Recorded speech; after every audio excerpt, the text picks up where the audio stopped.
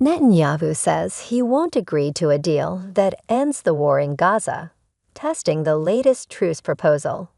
Tel Aviv, Israel, AP. The viability of a U.S.-backed proposal to wind down the 8-month-long war in Gaza has been cast into doubt after Israeli Prime Minister Benjamin Netanyahu said he would only be willing to agree to a partial ceasefire deal that would not end the war, comments that sparked an uproar from families of hostages held by Hamas.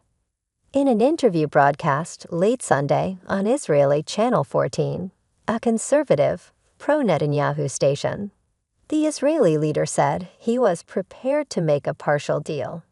"This is no secret.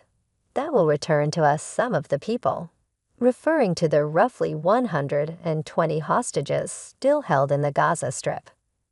"But we are committed to continuing the war after a pause in order to complete the goal of eliminating Hamas. I'm not willing to give up on that."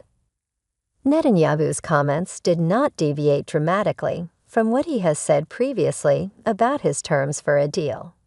But they come at a sensitive time, as Israel and Hamas appear to be moving further apart over the latest ceasefire proposal, and they could represent another setback for mediators trying to end the war. Netanyahu's comments stood in sharp contrast to the outlines of the deal detailed late last month by U.S. President Joe Biden, who framed the plan as an Israeli one, and which some in Israel refer to as Netanyahu's deal. His remarks could further strain Israel's ties to the U.S., its top ally, which launched a major diplomatic push for the latest ceasefire proposal. Advertisement. The three-phase plan would bring about the release of the remaining hostages in exchange for hundreds of Palestinians imprisoned by Israel. But disputes and mistrust persist between Israel and Hamas over how the deal plays out.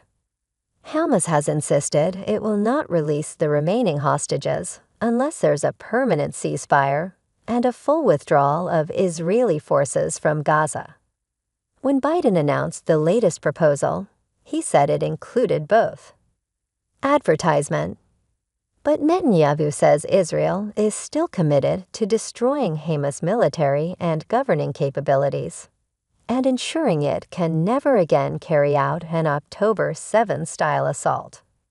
A full withdrawal of Israeli forces from Gaza, where Hamas top leadership and much of its forces are still intact, would almost certainly leave the group in control of the territory and able to rearm. In the interview, Netanyahu said the current phase of fighting is ending, setting the stage for Israel to send more troops to its northern border to confront the Lebanese militant group Hezbollah in what could open up a new war front. But he said that didn't mean the war in Gaza was over.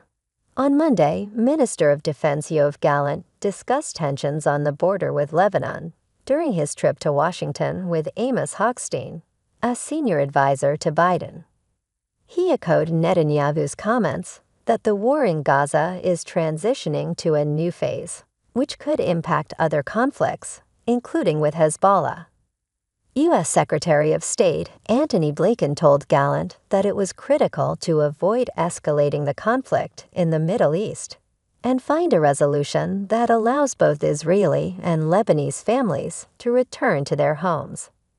Israel is close to dismantling the Hamas military brigades in the southern city of Rafah and maintains full control over the Philadelphia Corridor, a strategic buffer zone along Gaza's border with Egypt, Israel's military chief lieutenant Gen. Herzi Halevi said. Israel says the corridor is awash with tunnels that Hamas uses to smuggle weapons and other goods. Halevi said Israel's control over the buffer zone will bring an end to that. During the initial 6-week phase of the proposed ceasefire, the sides are supposed to negotiate an agreement on the second phase, which Biden said would include the release of all remaining living hostages, including male soldiers, and Israel's full withdrawal from Gaza. The temporary ceasefire would become permanent. Hamas appears concerned that Israel will resume the war once its most vulnerable hostages are returned. And even if it doesn't, Israel could make demands in that stage of negotiations that were not part of the initial deal and are unacceptable to Hamas, and then resume the war when Hamas refuses them. Netanyahu's remarks reinforced that concern.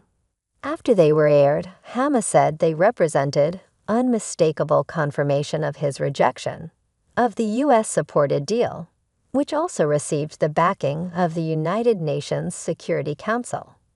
In a statement late Sunday after Netanyahu's lengthy TV interview, the Palestinian militant group said his position was in contrast to what the U.S. administration said Israel had approved. The group said its insistence that any deal should include a permanent ceasefire and the withdrawal of all Israeli forces from the Gaza Strip was an inevitable necessity to block Netanyahu's attempts of evasion, deception, and perpetuation of